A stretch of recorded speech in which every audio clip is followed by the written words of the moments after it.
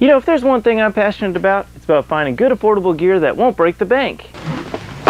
So today, let's check out a piece of gear that's both affordable and sounds great.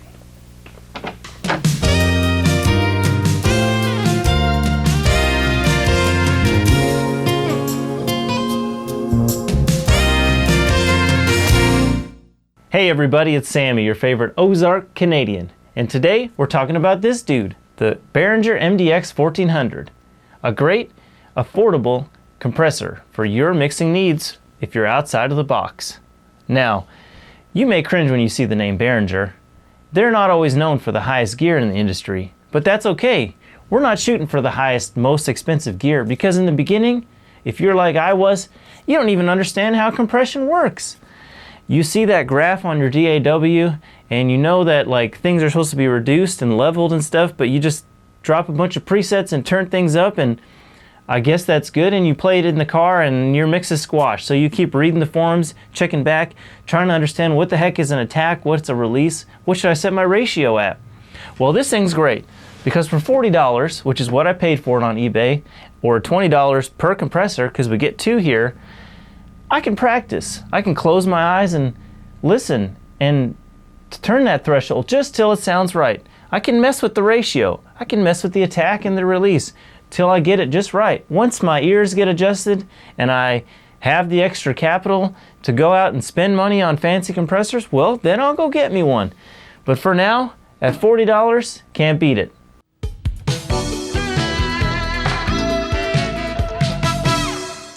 Now let's have a quick rundown on some of the features on this unit. We're just going to look at one channel here.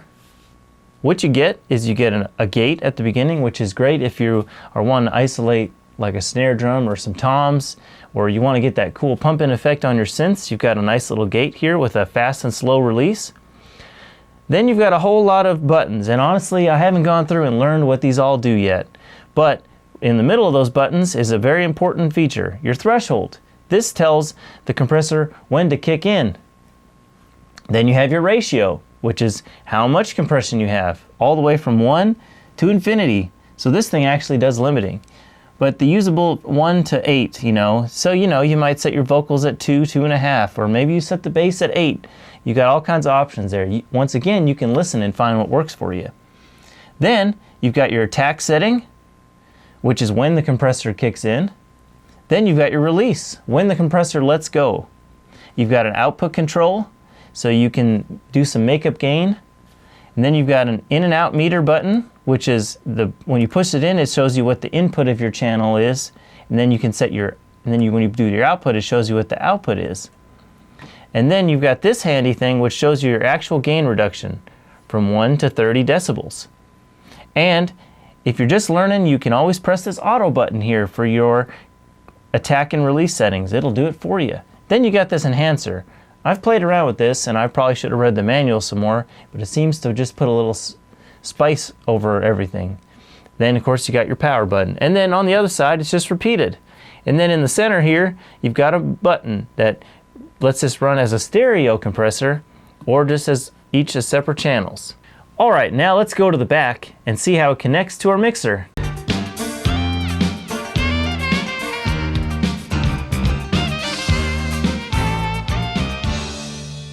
Getting your compressor connected to your mixer couldn't be any easier. You just need one of these handy Y cables. Now, you just plug the insert end into the matching insert on the channel of your mixer. So we're going to use this for the overheads on our song. That's track number 2. Then you take the tip end and you plug that into the inputs. Then you use the ring end and you plug that to the output. There you go. See? We're all hooked up. And I want to have compression on the lead vocal. Here we go. So we're going to plug the black end, the tip end into the input, channel 2 on our compressor, and the ring end on the outputs. Okay, now that we're all hooked up, let's get up top and listen to how this thing sounds.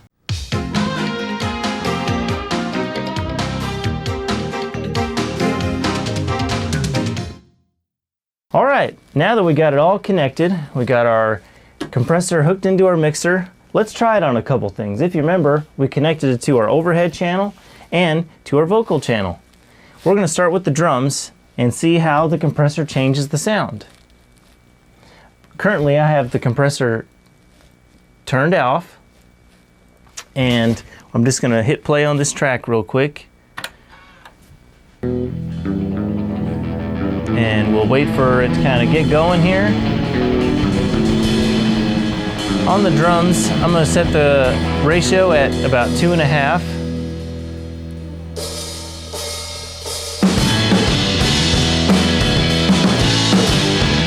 Our attack here setting and our release setting. Now I'm going to solo the drums, the overheads. That's the bass. Okay. All right, here's our single drum overhead. It's an SM58, real fancy. And I'm going to turn on the compressor. And I'm going to start bringing it in so you can hear by turning the threshold back. You can hear it starting to squash. There we go. Now we're smashing the fire out of it. So what I like to do is turn it real far and then back it off. And if I take it out, the main thing you'll notice that always helps me, especially with drums and stuff, is just listen to the snare drum. How much more sustain this you can hear in the snare. So I'll put it back in and in. You see that? There's way more body. And the kick drum comes forward. The cymbals do get a little louder. That's kind of tough part about using it with just one mic, and let me bring it back into the mix here. I heard my mom say it's getting bad. And I'll take it out. There's less people there coming back. See, it just brings a lot more like dynamic life to the whole track, right? It really warms it up. Okay, let's put it on the vocal now. This is Wes's lead vocal. I've got the ratio set about 2, and I'll put it in here, and we'll start turning back our threshold till we start seeing it on the meter. And you might say that it gets That's probably way too much, but you can hear how much it's leveling it out. I don't like to go too heavy if I can. Right about here is pretty good. We're about 4 to 6 dB. Now, let me bring back the mix. I'll be crawling in that warm little home, and I'll never come out. And what you'll notice, I got it taken out right now, is the vocal will be jumpy, quiet, loud, quiet, loud. Oh, maybe that's Now I'll bring it back. Really is finding meaning in your day. Now it's a lot more, it's leveled. Don't you dare turn on His quiet parts are closer in loudness to the loud parts, and that's what you really want. And now I'll take both the compressors out. You can kind of hear the difference. Let me rewind it a little bit for you. Here we go. Take it back.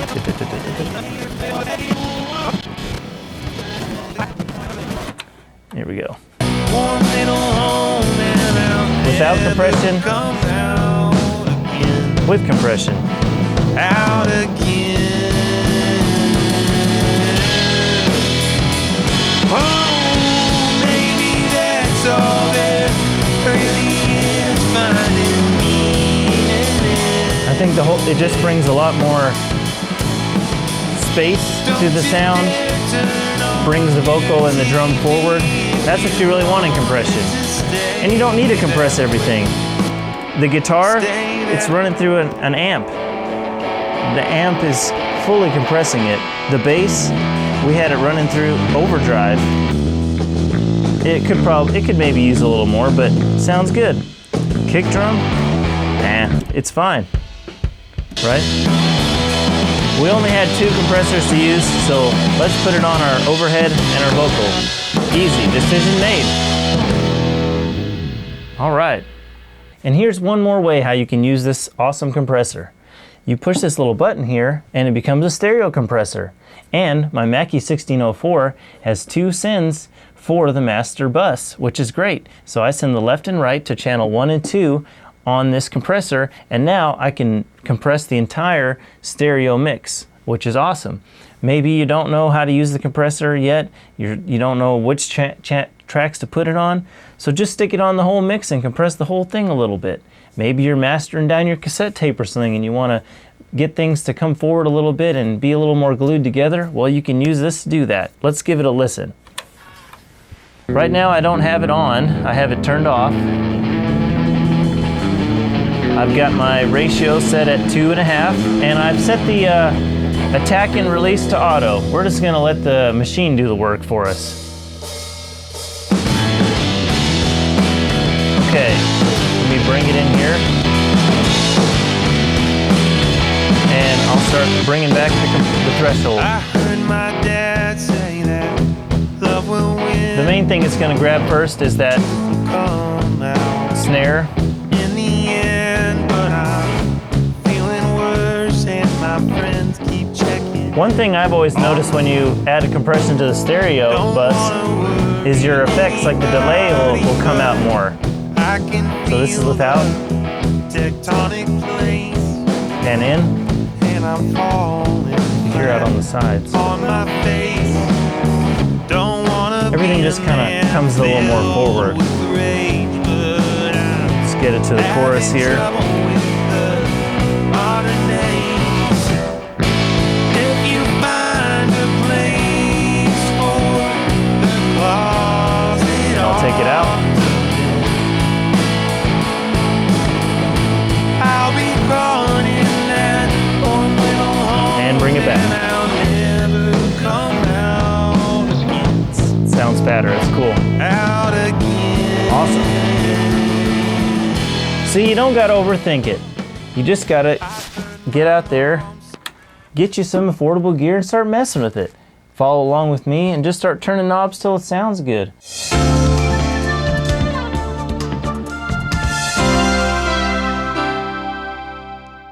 Well, there you go, the Behringer MDX 1400. I'm not saying it's the greatest compressor ever made, but if you're just getting started, or if the price of entry is what's keeping you from buying a piece of analog gear, forget about it. Just get on eBay or reverb.com and pick you up one of these for cheap. They even make 4-channel models, and I think there's even a single-channel model, so you can pick one that fits your needs the best.